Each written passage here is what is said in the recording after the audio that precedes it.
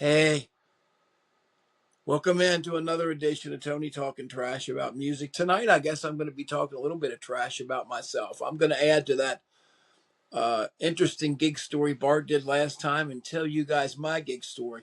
First of all, let me put this a little bit into context. I guess this was in the 1970s. In the 1970s, I was born in 1960, so I was playing drums in bands by then, and I was playing out. And by the time I was 16, I was playing in bars. By the time I could drive, pretty much. I was playing in local bands and local bars because, I guess that, at least for the period of time, I guess I was hot shit. I was playing, I did pretty good. I sang a lot of songs too. I was a pretty big a Stones guy at that time. And so, we played a lot of stuff, but we played a lot of music and a lot of rock and roll. And in that time back in the 70s, that was before really the DJ thing had hit. So some of you guys might know what I'm talking about. But I'm trying to set the scenario for both these. I'm going to tell you a couple stories just like Bart did.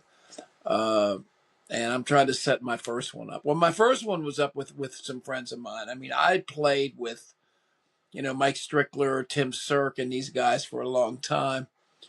And I forget who else was in the band at that time. Maybe that was when Ferguson was in the band. It was still Cloud. I'm not sure. Maybe it was something different. But in any event, we used to play around different places. And some of the places we played, one of the great places we played was a lot of fun, was over in Petersburg. And we used to have this guy that would always come over, Shorty, Petersburg VFW, and he would just dance. He would dance every song that we played. He would dance from the jukebox. He'd start feeding quarters of them. We stopped playing. And he was dirty from the mine, man. He would just come straight from the coal mine. He was dirty. He was sitting there, covered coal on his face, drinking beer and never stopped dancing. One of the happiest guys. Well, just the happiest little fella, just one of the happiest guys ever. And but yeah, I miss those days. But anyway, there's a little bit of a place beyond that up in Franklin. And this place in Franklin, West Virginia that we played at the time, and I guess I was 18, maybe 19. Probably going to Potomac State at the time. I spent 2 years at Potomac State, then went out to Morgantown. So this would have been about, I don't know, 1978, 79, maybe even before that. I don't remember. But Tim Sirk and I used to go, and we would go to the gigs, and we would ride together. We used to usually ride in his truck because he had a Nissan truck. He could take my drums. He could take his guitar, big guitar amp, and his guitars, couple guitars, maybe even take some other stuff. And Mike Strickler was in the band too, and I played with Mike forever. I probably played with Mike longer than I played with Tim. I played with Mike a long time and a bunch of different things. Really talented guy. Really learned a lot playing with him, and we had a lot of fun. We were kind of oral pranksters at the time, but and I heard he's still playing, which I think is fantastic. But nevertheless, we were headed over there for Franklin for the day. Well, for some reason, now I know the story's long, but I'm setting it up. But anyway, we're playing in a rock band and set it up. And when we played over there, these people treated us like rock stars. I mean, it was really weird. They were really appreciative of it. It was great. But it was almost like, we were bringing rock to them for the first time. They really liked the bands that we would bring them there. It was a hell of a ride home. And but anyway, sometimes we'd get a room. Sometimes they had rooms there, but most of the time I like to try to get back, even though I didn't get back to the wee hours. But nevertheless, this particular night, I went over with Tim. We normally had, when we went, just to tell the truth, we normally had a fifth of Jack Black or even a pint, and we split it. I don't remember, not a lot. We get every time. This particular day, we were out at the one side of Kaiser that used to be, I guess they used to call it Clancy's, and there was just another restaurant there, a Mountaineer restaurant that just burned down. But there's a little place there, a little mountain on water. And we were jumping off of that and stuff during the day. Got a little sunburn maybe. But we had a gig that evening, and it was cool. Didn't have to work, It was a weekend day, and so he gets up to the liquor store. Everything normal. We ate normal, nothing wrong. So he gets up to the liquor store, and the liquor store's out of Jack Black. They didn't have any more Jack Daniels Black, and that's all we ever drank. So he got Jack Daniels Green. I don't know if it was related to this or whatever it was. Brother, let me tell you something, man. Never in my life. I always moderated. I I never drank beyond what I thought I could drink. It's just not me. This is not what happened. Well, anyway, we get in there and we set up. And I don't really remember much about the setup, but evidently from what Dick was saying, the bass player, he's saying that my cymbals were not too far off the drums, and I didn't have a very good perspective as to how high I was setting my cymbals or whatever. It doesn't surprise me. Pretty foggy at that time. We're playing. I'm going at it, and you could tell. You could probably tell there's something wrong. And I went for a crash cymbal, buddy, and I went, and I didn't come up. And the song just stopped. And then they woke me up. And when they woke me up, I was like, yeah, you mother, and all this stuff. I'm never like that, man. I am a sad drunk. I am a quiet, sad drunk. I'm not a violent thing. I don't know what the heck is in this green stuff.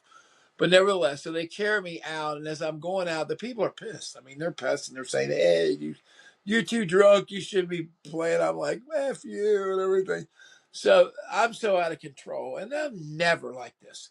They lock me in. This is the only time in my life ever I've raised my hand to God. I am not a drunk. I'm not a hellion. I'm not a guy that gets drunk and loses control. I don't know what happened with that green Jack Daniels that night. But nevertheless, they lock me in the back of Tim's truck, and I pass out. I don't remember the beginning. I remember just getting in there and going out. They might even slap my shit around. I don't know. Maybe I probably deserved it. But so I remember that I wake up and I can hear him playing. And I'm trying to get up and I'm trying to get out of the car. I'm trying to figure out how to get out of the thing. It was a really simple one thing to do. But I tried to figure it out. I remember that. And then I remember again. So I went out again. The next thing I know, I'm woken up. And I always remember this. This is funny. I'm woken up by an argument between the bass player who was forced to play drums, Dick, my friend, and one of the guitar players, Tim, I was telling you about that I wrote down with, who was playing bass. And they were arguing about the ZZ Top song Tush. And when they were playing it, evidently Tim was going do do do do do do do do do do. He was playing the riff. He wasn't doing the bum bum bum bum bum bum bum. So there was like no bum bum bum bum bum bum bum going on. But I remember that, and then I finally figured out how to get out. And I think I played the last set to straighten things out, probably better than I played the whole night. There was an okay crowd there. It wasn't great. We had a nice crowd when I was there too. I really blew it. But they were pissed, man. People were mad. They were still mad at me when I came in. I didn't get my share that night, so that's my Franklin story. The other Franklin story, a real short appendage to that, is one of these nights coming home from Franklin. I remember on Route 50 or whatever the one is over there. You're riding, and boom, there were deer just covering the whole road. I was going so fast. I was like, man, I just shut my eyes. I'm like, I'm gonna hit something. And I hit the brake whenever, and then nothing. I got out of my car, looked in the back, a slight bit of hair. That was it. There was no impact. There was no anything. It was a freaking miracle. All right, that's my story number one. Anyway, that's my worst gig story of all time. Never did I repeat something like that. My second gig story isn't really a worst gig story. It's a bizarre gig story. And again, it involved Tim Sirk. Tim and I were in a band named Cloud at the time when we really first started playing. This was even earlier than what this was. This was when we played, and we played up on the place called the Windy Knoll. The Windy Knoll was up somewhere around where Foodland is on 135, almost on the top of the mountain there, and towards Oakland, Maryland. And we rehearsed in Swanton, which was real close because we had a couple Garrett County people and we had a couple guys from us. They kind of recruited us. And I don't know how. Jerry probably was a hustler. Jerry was the guy. Jerry Ferguson was the lead guy. He knew what was going on. So we were playing that night. And my friend Carl Corbin, we were playing one night. And Unfortunately, because of the altitude and the high lift of that thing, it becomes foggy quite often. In fact, Bart and I, the guy you just telling you those stories, just went to a mountaineer game where it was unbelievable. I mean, it was really really hard to deal with, and it went on forever. Went on for 20 some miles in this fog. You could barely see anything. Um, but at this time, we got out of the Windy Knoll. Tim and I got out of the Windy Knoll. We loaded up the truck. We knew it was foggy, so nobody was drinking. Nobody was, they might have had a beer at the night or something. I think we both smoked cigarettes at the time, but there was no weed or any kind of thing like that, or any kind of drug or anything. It wasn't really, those guys weren't really the kind of guys. We played up there on top of the mountain. It was a lot of BTO and Turner Drive and beer and a lot of fun time. I look back at the sets that we played. It was a shitload of fun, man. That was some of the craziest stuff. We actually played J.J. Cale, Magnolia. Of course, we played Poco's version. We didn't know about J.J. Cale's version, but back then. But anyway, man, it was just fun. They were a fun bunch of guys. They were really fun. They were nice, but anyway, so we play up here. So we load up and we get out there, dude, and we're at the top of the mountain, and I mean, it is shit as thick as you've ever seen. It is beyond belief, and it can get like that up there because the water is all around. There's crevices all around. The water's the whole way up and down, and the temperature fluctuates a lot. And around the lake, there's snow a lot. They're manufacturing snow. So there's a lot going on all the time. There's a lot of fog, a lot of temperature changes, and so we play the gig, and this is like 3 o'clock in the morning, 2:33 in the morning. We've been paid, and we're on the way back, and I can't see a freaking thing. Tim's driving. I can't see a thing. I'm charged with looking out the window. Not out the window, out the door, holding the door open and looking where the line of the road is. And we were just creeping. We were going really, really slow. And I remember my friend Carl, best friend Carl Corbin at the time, who used to come with us, I think he used to love it, used to come in the back, and he was riding in the back of the truck, actually, where I told you the other story. I was locked in. He was riding back there with the drums and the guitar and stuff. This is kind of a smaller place. We didn't have a lot. I think Tim took a smaller amp there. I think he had a great small Ampeg amp one time, like the Stones had or whatever. Man, that thing was lovely. I wonder whatever happened to that thing, but that was one of the best sounds in the area. But nevertheless, so we start down this deal, and I swear on the Bible, man, we go no more. And this is like, so at the top of Backbone Mountains, we're talking about 12 or 13 miles down to get to the bottom. And you get to that wall that has the crosses of the truckers that have died on the road there. We're 12 or 13 miles from that. We just have gotten on the road. We haven't seen hardly any cars at all. We see maybe one or two. We couldn't have been gone more than 2 minutes. And I look up, and as I'm looking out the thing, I look up, and I see I see the wood yard at the mill in my right side. 12 minutes, 12 miles had elapsed in no time at all. We were carried down the side of that mountain.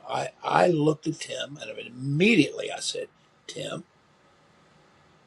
we're at the bottom of the mountain. Do you remember us going down the mountain?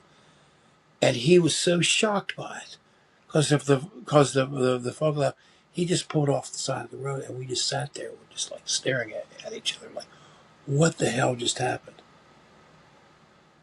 I'll never forget it. And we've never talked a lot about it before because it was unexplainable.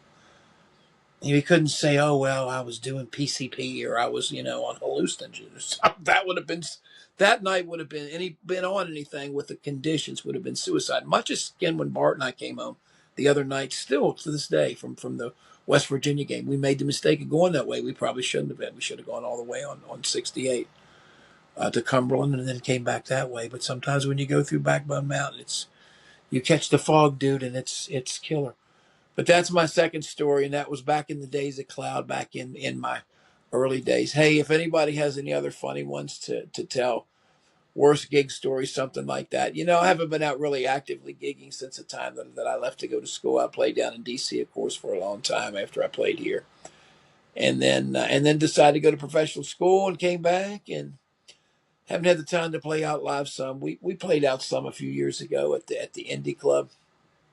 A lot of fun. We're going to get back into it at some point, man, when I wind down the law practice. But for right now, it's as much as I can do to try to get this damn thing repaired and get started on the next record. We got some ideas going. It's going to be a lot of fun. It's going to be good.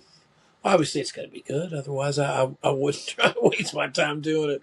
Anyway, I guess that's a matter of opinion. But nice to talk to you guys again. Always take care and let me hear some of your gig stories. And please smash the like button and leave any thoughts you have on the subject below. Thanks a lot. We'll try to cup some more people in here to tell some funny gig stories. Hope you found these amusing. Thanks. Have a good evening.